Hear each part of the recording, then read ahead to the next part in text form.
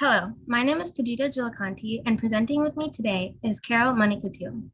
Our project is called Minor Changes with Large Implications, Modeling Amino Acid Mutation in SARS-CoV monoclonal antibodies, ADR and 362, towards the design of more universal antibodies. We wanted to understand how a more universally effective antibody against the SARS-CoV virus can be predicted using molecular models. SARS-CoV-2 is responsible for the COVID-19 pandemic that continues to have a global impact. The two anti-SARS-CoV monoclonal antibodies, or MAbs, ADR and 362, bind to epitopes on the spike protein receptor-binding domain in order to neutralize the virus. As seen in Figure 1, ADR antibody binds to SARS-CoV-1 and the 362 antibody binds to SARS-CoV-2. The space-filled models show the antibodies in yellow and the spike proteins in blue. And the black box shows a detailed view of the 3D interaction that occurs at that binding interface. By comparing these existing models, our research team, as part of the CREST program with the Center for Biomolecular Modeling, proposed a potentially more universal antibody that could better neutralize future mutations in the SARS spike protein. Using the existing protein database files of ADR and MAb362, we proposed our new hypothetical antibody, NSU1. We used the protein visualization software, Jmol, so that our collaborators at the CBM could help us print our proposed model. Specifically, after observing trends in the amino acid compositions near the binding sites of these antibodies, we proposed 4 additional amino acid changes to develop NSU1. As seen in the results section, models A through C are various space-filled models that show different binding interactions.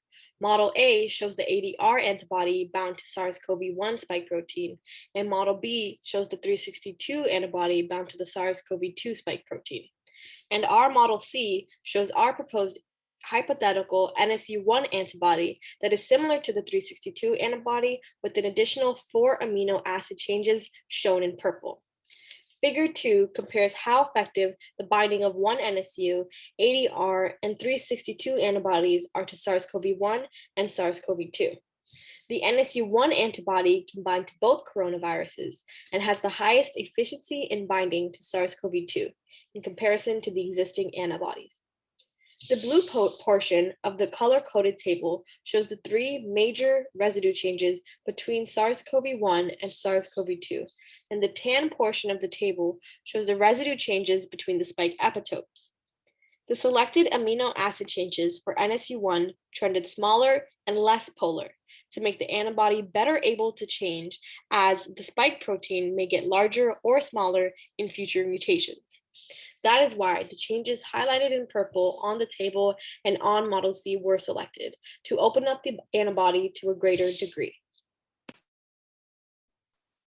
NSU1 is a hypothesized antibody that combines the biochemical aspects of the antibodies ADR and MAb362 to allow more space in the binding domains between the antibody and the spike protein. NSU1 is modeled based off of MAb362 with 4 additional mutations that were previously mentioned that tend to decrease the size and polarity of the antibody. The extra space in the binding domain could allow for antibodies to be even more resistant to future SARS-CoV variations. These models allow for a deeper understanding of the impact that mutations in antibodies can have on binding interactions with viral proteins. The applications of 3D molecular modeling include visual representations of molecular processes to enhance student education and enrich hands-on learning experiences. The models may also assist clinical researchers in better understanding the SARS-CoV-2 binding mechanism. We are very thankful that we got to be a part of the CREST program this year through the Center for Biomolecular Modeling.